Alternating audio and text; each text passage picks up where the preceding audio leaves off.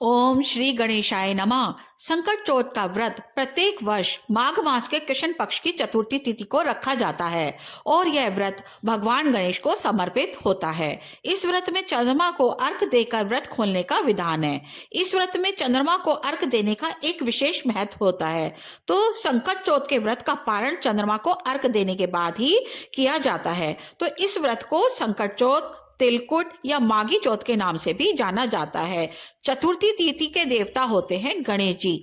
तो इस दिन गणेश जी के साथ चौथ माता की पूजा की जाती है और व्रत रखा जाता है। गणेश जी की कथा व चौथ माता की कथा पढ़ी जाती है और सुनी जाती है।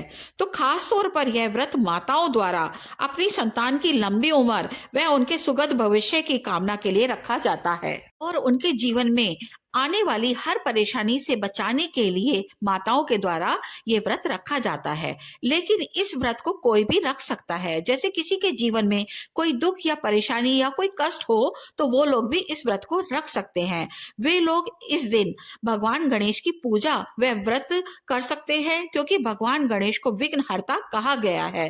अर्थात किसी के जीवन में आ रही विघ्न बाधाओं को हरने के लिए भगवान गणेश की पूजा अर्चना की जाती है। आज की इस वीडियो में हम बात करेंगे कि संकट चौथ की तिथि क्या रहेगी, 29 जनवरी या 30 जनवरी, और संकट चौथ की पूजा की विधि क्या होगी, पूजा का शुभ मुहूर्त क्या होगा और रात्रि में चंद्र उदय का समय क्या रहेगा। इसके अलावा हम यह भी जानेंगे कि इस व्रत को कैसे करना चाहिए, अर्थात इस व्रत को निर्जल रखा जाता है या इस व्रत में बीच में कुछ खाया पिया भी जा सकता है। और इसके अलावा हम यह भी जानेंगे कि रात्रि में अगर हमें चंद्र दर्शन ना हो तो हमें क्या करना चाहिए। तो ये सारी जानकारी आपको इस वीडियो में मिलने वाली है, तो आप वीडियो के अंत तक बने रहिए। तो इससे पहले मैं हूं मीनाक्षी और मेरे चैनल लाइफ विद मीनाक्षी में आपका बहुत बहुत स्वागत है। आशा करती हूँ आप सब अच्छे होंगे, स्वस्थ होंगे, मस्त होंगे। अगर आपको मेरी बताई ये जानकारी पसंद आए तो मेरे चैनल को लाइक कीजिए और सब्सक्राइब कीजिए। तो अब वीडियो शुरू करते हैं। तो सबसे पहले हम जानेंगे चतुर्थी तिथि का प्रारंभ कब होगा। तो 29 जनवरी सोमवार की सुबह 6:10 से चतुर्थी तिथि का आरंभ होगा और चतुर्थी तिथि की समाप्ति होगी 30 जनवरी मंगलवार की सुबह 8:54 पर। तो इस हिसाब से 29 जनवरी को ही संकट चौथ का व्रत रखा जाएगा और इस दिन सूर्य उदय 7:12 पर होगा और दोपहर को 12:17 से 1:01 तक अभिजीत मुहूर्त रहेगा। तो जिनकी यहाँ दोपहर की पूजा होती है वो इस अभिजीत मुहूर्त के शुभ समय में आप संकट चौथ की पूजा कर सकते हैं। और चंद्रोदय का समय रात को 9:10 पर होगा। तो जो लोग चंद्रमा को अर्घ देते हैं वो इसके बाद ही चंद्रमा को अर्घ देकर अपना व्रत खोल सकते हैं। अब देखिए, संकट चौथ के व्रत के कुछ नियम होते हैं। वैसे तो हम कोई भी व्रत करते हैं तो सब व्रत के अपने नियम जरूर होते हैं, तो ऐसे ही संकट चौथ के व्रत के भी कुछ नियम हैं। तो वो हम जान लेते हैं कि वो नियम क्या हैं।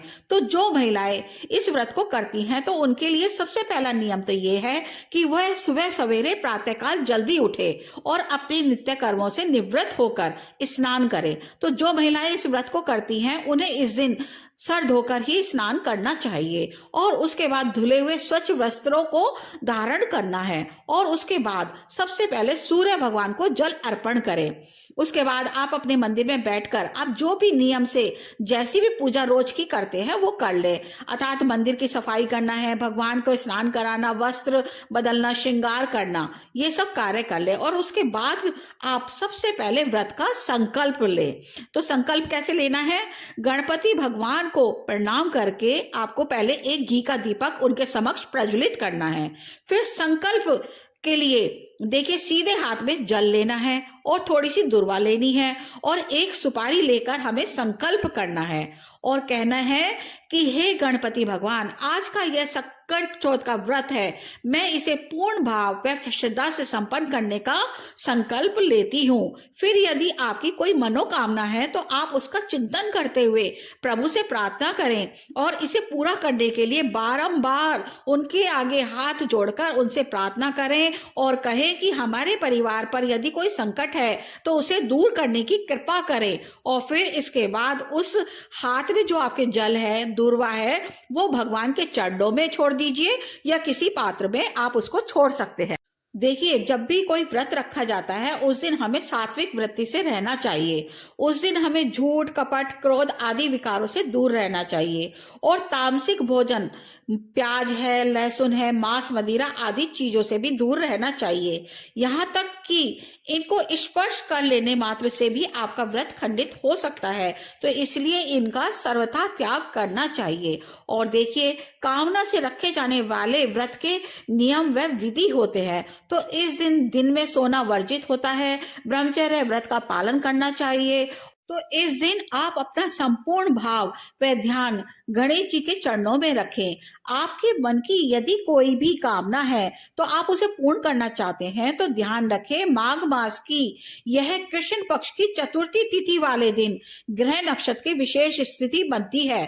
तो ऐसे में आपका कोई भी संकल्प है तो उसके लिए आप दिन भर गणेश भगवान के चरणों में अपना चिंतन और ध्यान बनाए रखें और सायंकाल के समय हाथ मुंह धोकर स्वच्छ वस्त्र धारण करके गणपति भगवान की पूजा करते समय एक लोटे में जल भरकर अवश्य रखें, जिससे कि अर्घ दिया जा सके। उस लोटे में आपको काले तिल या सफेद तिल, थोड़ा सा गुड़, अक्षत, कुमकुम डालकर रखना है। और उसके बाद आपको चौथ माता की कहानी सुननी है। मतलब जो भी आपके यहाँ परंपरा है आपको उसी प्रकार से कर लेना है। फिर आपको भगवान गणेश को भोग लगाना है। तो वैसे तो भगवान गणेश को भोग में लड्डू और मोदक अति प्रिय होते हैं, लेकिन आज के दिन भगवान गणेश को तिल व गुड़ से बनी मिठाई का ही भोग लगाया जाता है। और इस दिन भोग भी लगाया जाता है और इस दिन तिलकुट का दान भी किया जाता है। फिर आपको भगवान गणपति के मंत्रों का जाप करना चाहिए। तो वो कौन सा मंत्र है? ओम गण गणपते नमः। इस मंत्र का जाप आपको 108 बार करना चाहिए। उसके बाद आपको भगवान गणेश की आरती करनी चाहिए और आपसे पूजा में यदि कोई त्रुटि कमी रह गई है तो उसके लिए आपको भगवान गणेश से क्षमा याचना करनी चाहिए, उनको कुछ दक्षिणा चढ़ानी चाहिए। ऐसा करने से आपकी पूजा में अगर कोई कमी या बढ़ती हो जाती है तो वो पूरी हो जाती है। फिर रात्रि में चंद्रोदय होने के बाद चंद्रमा को अर्घ प्रदान करिए और उसके बाद आप अपना व्रत खोल सकते हैं। तो देखिए, व्रत कैसे खोलना है।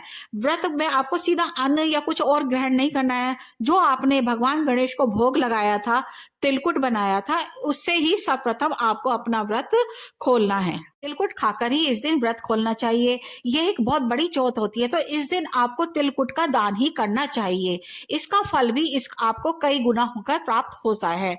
अपनी सामर्थ्य के अनुसार आप इस दिन दान अवश्य करिए। तो एक बात का ध्यान भी इस दिन रखना चाहिए कि अगर आप पहली बार इस व्रत को करते हैं फिर आपको उसी नियम से आगे भी इस व्रत को करना होगा। मतलब ये है कहने का कि अगर आप इस व्रत को इस दिन निर्जल करते हैं तो आपको हमेशा इस व्रत को निर्जल रखना चाहिए। अगर आप खा पीकर इस व्रत को करते हैं तो आगे भी आप इस व्रत को खा पीकर, चाय पीकर कर सकते हैं।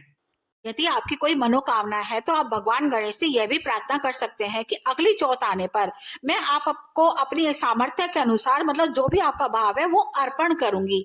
ऐसा संकल्प भी ले सकते हैं। देखिए, ये व्रत बच्चों के लिए किया जाता है, तो यह जब आप व्रत करें तो बच्चों को भी आप अपने पास बैठाएं और उनको भी कहानी सुनाएं, उनसे भी पूजा करवाएं और भगवान गणेश को तिलकुट का भोग उनसे भी लगवाएं। अब बात करेंगे कि रात्रि में सकट चौथ वाले दिन यदि चंद्र दर्शन ना हो तो किस प्रकार हम अपना व्रत खोलें। तो देखिए, शिव भगवान के मस्तक पर चंद्रमा होते हैं, उनको देखकर आप अपना अर्घ देकर अपना व्रत खोल सकते हैं।